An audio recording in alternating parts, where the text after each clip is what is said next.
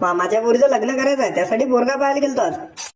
रोशनदादा भजनकर यांच्या बायकोसोबत थोड्या वेळ बोललो. म्हटलं ताई तुम्ही जरसं बी टेन्शन घेऊ नका, सपोर्ट आमचा फुल राहणार आहे. यंदाच्या बिग बॉस मराठीची ट्रॉफी आपला रोशनदादा जिंकणार आहे. नांद करते का ते जमत नसतं, त्यासाठी असं दाखवावं लागतं. रघुडॉन बोलते रघुडॉन. हा चला रे बा पोट्ट्यो, चाललो आता आम्ही घरी. पुन्हा जर अमरावतीत आलो तर भेटू मग कधीतरी. आपल्या जिवलग भावाले टाटा बाबा गेला, त्याच्यावर तिकीट काढलं आणि सरळ रेल्वे स्टेशनवर आलो. आता तुमचा भाऊ बाहेर गावले कुठे गेला आणि त्याचे प्रेमाचे माणसं भेटतील नाही असं होऊच नाही शकत. कारण की सध्याच्या कंडिशनला असं व्हायला की महाराष्ट्रातलं कोणतं गाव नाही तिथं शिवम सुलतानाचं नाव नाही. अकोला स्टेशनवर आल्याबरोबर आपल्या चैतन भाऊची विदाई केली आणि तिथून वापस रेल्वेत बसून आम्ही शेगाव झालो आणि तिथून बिना टाइमपास करता घरी आलो तयार बी झालो आणि आपली गाडी घेऊन टर्टप मध्ये खामगाव झालो. इथं आपल्या चुलत मामाच्या पोरीसाठी आपल्याला पोरगा पाहायचा आहे. पुरे कारे बा आठी तर सगळे माणसं आहेत, मी एकटाच पोरगा. बस असं म्हणत नाही तर तेवढ्यात आपले दोन मामाचे पोरी दिसली. पहिले तर चहा पाणी झालं, त्याच्यावर पोरगा दाखवायचा कार्यक्रम झाला. आलेल्या सगळ्या पाहुण्याला पोरगा आवडला. मग काय हातातच कोकाची तारीख बी काढून घेतली. दुसऱ्या दिवशी दुपारच्या 12 वाजता मला आपल्या हिवरखेडच्या ताईचा फोन आला. आई म्हणे कुठे आहे बाबू, घरी असेल तर आपल्या वावरात आहे. रोडगे करायला आम्ही ना. म्हटलं हा रोडगे, मग आलोच 2 मिनिटं. म्हणतात कुठे गाडी बंद पडायला पाहिजे म्हणून पहिलेच पेट्रोल टाकून घेतलं आणि तिथून धगलो तर डायरेक्ट आम्ही हिवरखेड फाट्यावरून थांबलो. पुरे पाहुणे बा एवढा त्रास कशाला घेतला बा, आम्हाला घ्यायला कशाला आले. एवढ्यात आपले पाहुणे म्हणत की तुम्हाला नाही या कार्टून आली घ्यायला आलो. अरे असं आहे का ते, चला चला जाऊ दे ना बाई, याले म्हणतात बघायची वावर. जिकडे पाहिला तिकडे हरभरा आणि संत्र्याचे झाडच दिसू राहिले. मला तर वाटते चला आपल्याला बी असं काहीतरी करायला पुरते. पण मग ते बातमध्ये पाहू, आता रोडगे खायला आलो ना, रोडगे आणून घेऊ. हा रोडगे, वांग्याची भाजी वरण, हा